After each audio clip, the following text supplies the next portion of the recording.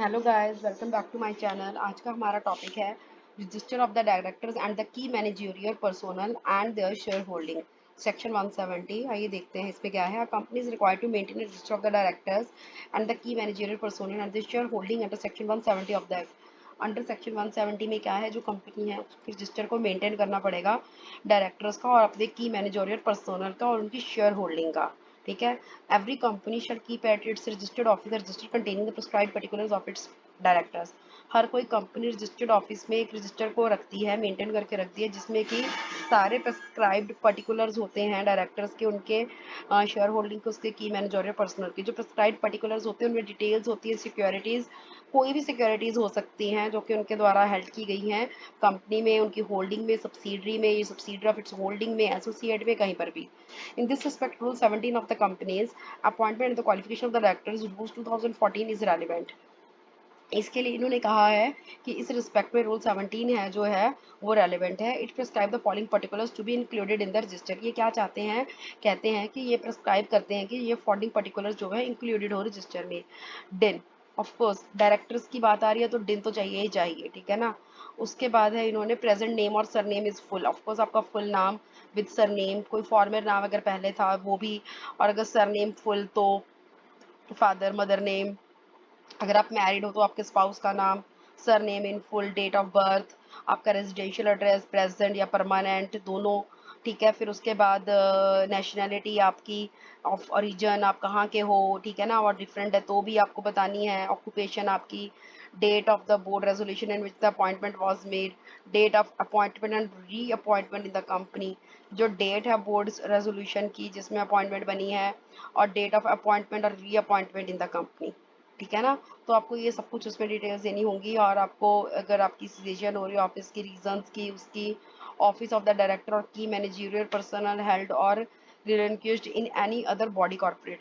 जो ऑफिस है डायरेक्टर का, की मैनेजरियल पर्सनल का जो हेल्ड हुआ है, तो आपको वो भी सारा बॉडी कॉर्पोरेट वो सारा बताना होगा उसमें। Membership number, institute of the company secretaries of India, in case आप CS हैं, एप्लीकेबिलिटी हो रही है, परमानेंट अकाउंट नंबर।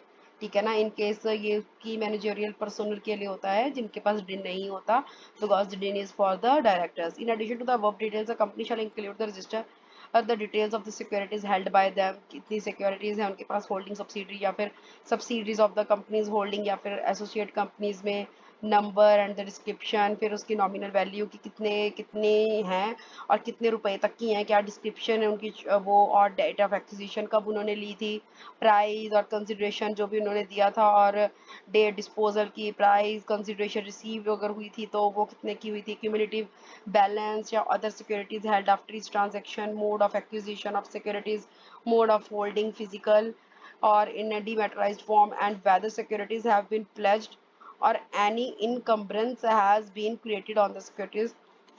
जो सिक्योरिटीज हैं वो प्लेज्ड हैं या फिर any encumbrance has been created on the securities. Filing of return in form DIR-12 with the registrar. इस पे क्या है, इन्होंने सेक्शन 170 सबसेक्शन 2, जब हम उसको रेड करते हैं, with rule 18 of the companies appointment of the qualification of the director rules 2014 requires the company to file a return, कि कंपनी को एक रिटर्न फाइल करनी होती है फॉर्म DIR-12 में, in respect of its directors और की managerial personal after paying the prescribed fees with in 30 days from the appointment. Appointment के 30 दिन के बीच बीच, और अगर कोई चेंज आप कर देते हो, कोई चेंज टेक प्लेस कर रही है तो भी आपको 30 दिनों के अंदर अंदर बताना होता है। एग्जम्पशन है इसमें वही गवर्नमेंट कंपनी की है जिसने कि कोई डिफॉल्ट ना किया हो फाइनेंशियल स्टेटमेंट्स और एनुअल रिटर्न में, अंडर सेक्शन 37 एंड 92, 137 एंड 92। ठीक है। तो इसके साथ ही हमारा ये वाला टॉपिक भी ख़त्म होता है, और ये हमारा टॉपिक जो था रजिस्टर के लिए था, जो कि मेंटेन करना पड़ता है। आई होप आपको ये सब कुछ क्लियर हो गया होगा। अब मैं अगर आगे देखूं, मेंबर्स राइट टू इंस्पेक्ट हमारा एक और टॉपिक है छोटा सा, हम इसको भी कवर कर लेते हैं। Members right to inspect section 171। The members of the company have a right to inspect the register of the director. जो मेंबर्स हैं कंपनी के, उनके पास ये अधिकार है कि वो जो रजिस्टर है डायरेक्टर्स का उसको वो इंस्पेक्ट कर सकते हैं, और की मैनेजरियल पर्सनल का जो रजिस्टर है दोनों का, डायरेक्टर्स का और की मैनेजरियल पर्सनल का, उसका वो इंस्पेक्ट कर सकते हैं under section 171।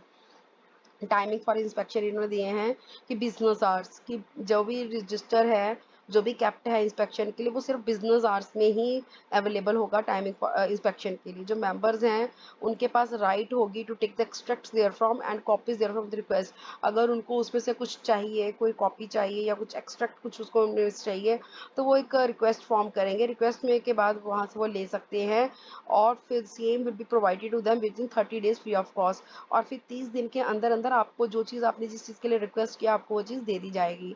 Open for inspection, the register also shall also be kept open for inspection at every annual journal meeting of the company. और जो ये रजिस्टर होता है ना, ये हर एनुअल जर्नल मीटिंग पर ये खुला होता है, ओपन फॉर इंस्पेक्शन होता है। कोई भी इस पर मीन्स जो मेंबर है आके इस पर के इंस्पेक्ट कर सकता है एनी। और जो मीटिंग अटेंड कर रहे होते हैं पर्सन, ये वो भी इसको इंस्पेक्ट कर सकते होते हैं। Registrar to order in case of the refusal if any inspection during business hours is reviews.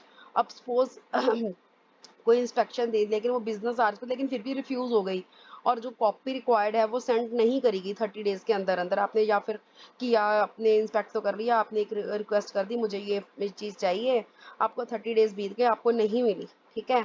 तो registrar from the date of the receipt of such request the registrar shall on an application made to him order immediate inspection and the supply of the copies. तो registrar मतलब दाल में कुछ काला है तो registrar क्या करेगा कि एप्लीकेशन मेड करेगा और ऑर्डर करेगा इमीडिएट इंस्पेक्शन के लिए और सप्लाई ऑफ कॉपीज के लिए। एग्जम्पशंस फिर इसमें गवर्नमेंट की है, कंपनी की है, जिसने कि फाइनेंशियल स्टेटमेंट्स में और एनुअल रिटर्न में गड़बड़ ना की हो, सेक्शन 137 और 92 वाला। उसके बाद आ जाती है पनिशमेंट। पनिशमेंट में है कि अगर जो सेक्शन 172 है प्रोवाइड करता है कंपनी को contravenes any of the provisions of the chapter 11th containing sections 149 to 170 for which no specific punishment is provided thereon। अब जो भी इस पे सेक्शंस में कवर होता है जिसके लिए कोई स्पेसिफिक पनिशमेंट नहीं है, तो कंपनी और जो एवरी ऑफिसर जो डिफॉल्ट में होगा उसको मिनिमम जो है 50,000 से लेकर 5 लाख तक का फाइन हो सकता है, ठीक है। ये हमारे क्वेश्चंस हैं जो हम नेक्स्ट वीडियो में डिस्कस करेंगे। हमारा ये पूरा चैप्टर फिनिश हो गया है आई थिंक। अगर कुछ रह गया होगा तो मैं और वीडियो डाल दूंगी, ठीक है। तो thank you so much guys for watching the videos. And अगर अभी तक आपने चैनल को नहीं सब्सक्राइब किया है देन प्लीज़ सब्सक्राइब कर दीजिए। Thank you so much. मैं धीरे धीरे करके और भी वीडियोस डालूंगी और पूरे का पूरा सिलेबस यहाँ पर लॉ का अपलोड करने की कोशिश करूँगी। Thank you so much. Bye bye.